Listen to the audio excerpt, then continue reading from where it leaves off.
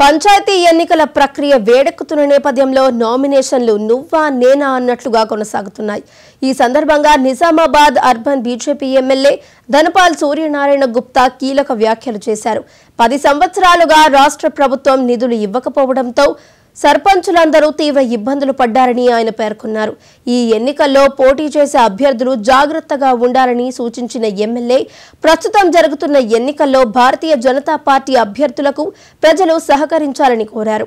సర్పంచ్ ఎన్నికల్లో బీజేపీ సత్తా చాటుతుందంటున్న BJP MLA Dhanpal Suryanarayana గుప్తాతో మా ప్రతినిధి మహేందర్ ఫేస్ టు ఫేస్. గ్రామాల్లో పంచాయతీ ఎన్నికల జోరు మొదలైంది.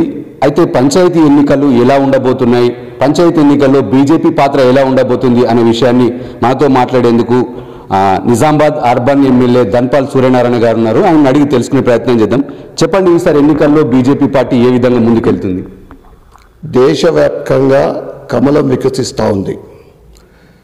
తెలంగాణలో రాబోయే ఎన్నికల్లో ఖచ్చితంగా భారతీయ జనతా పార్టీ ప్రభుత్వం ఏర్పడుతుంది. ఎందుకంటే గత బీఆర్ఎస్ ప్రభుత్వ పరిపాలన కానీ, ఈ 2 సంవత్సరాల కాంగ్రెస్ పరిపాలన కానీ ప్రజలు విసిగిపోతూ ఉన్నారు. అభివృద్ధి కావాలంటే భారతీయ జనతా పార్టీ వైపు చూస్తూ ఉన్నారు.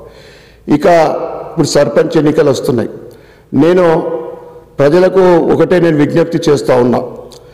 గత బీఆర్ఎస్ ప్రభుత్వ హయాంలో 10 సంవత్సరాల కాలంలో ఇప్పటి కాంగ్రెస్ ప్రభుత్వం అయితే 2 సంవత్సరాల ఉందో గ్రామాలకు, గ్రామ పంచాయతీలకు ₹1 కూడా రాష్ట్ర ప్రభుత్వం నుంచి రాలేదు. ఏవైతే నిధులు వస్తూ ఉన్నాయో కేవలము 15th finance, 14th finance, 15th finance ద్వారా గ్రామాలకు అభివృద్ధి కోసము, ముఖ్యంగా ఆవాస్ యోజన కింద కానీ, ఇండ్ల కోసం కానీ, లేదా సడక్ యోజన, పిఎం సడక్ యోజన కానీ, లేదా ఉపాధి హామీ కానీ, ఇటువంటి స్కీమ్ల ద్వారా సెంట్రల్ నుంచే నిధులు వస్తూ ఉన్నాయి. ఈ సర్పంచులకు పోటీ పడే అభ్యర్థులను కోరుతా ఉన్నా. సోషల్ మీడియా ద్వారా అనేక సంఘటనలు మనం చూసినాం గత 5-6 సంవత్సరాలు. ముఖ్యంగా ఆ సర్పంచులు వాళ్ళు కొన్ని ఖర్చు పెట్టుకొని, చేతితోటి ఖర్చు పెట్టుకొని, బిల్లులు రాక ఆత్మహత్యలు